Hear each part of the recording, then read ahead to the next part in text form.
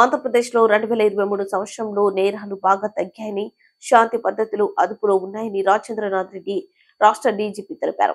సంవత్సరం ముగుస్తున్న సందర్భంగా ఈ ఏడాది జరిగిన క్రైమ్, హత్యలు, ఇతర వివరాలు మీడియాకు వివరించారు. రాష్ట్రంలో మహిళలకు దిశ యాప్ ఒక వరం అని, మహిళల రక్షణకు ఎంతగానో ఉపయోగపడుతుందని, మహిళా నేరాలు తగ్గాయని రాజేంద్రనాథ్ రెడ్డి అన్నారు. ఈ కార్యక్రమంలో అడిషనల్ డీజీ బాజీ అతుల్ సింగ్, పాల్ రాజు, రాజశేఖర్ బాబు, ఇతర సీనియర్ అధికారులు పాల్గొన్నారు. పైన తీవ్ర నేరాలతో పాటు నార్మల్ నేరాలు కూడా ఈ సంవత్సర కాలంలో తగ్గిపోయాయి. తీవ్ర నేరాలు తగ్గడానికి పలు చర్యలు మనం తీసుకున్నాం.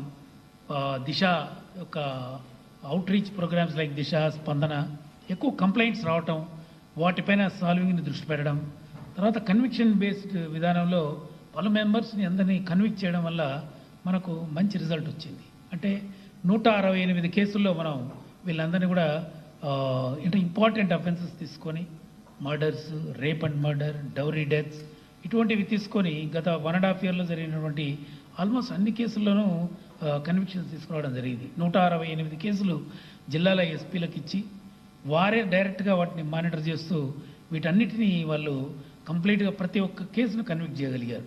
అదంతా కూడా మీకు ఇవ్వడం జరుగుతుంది.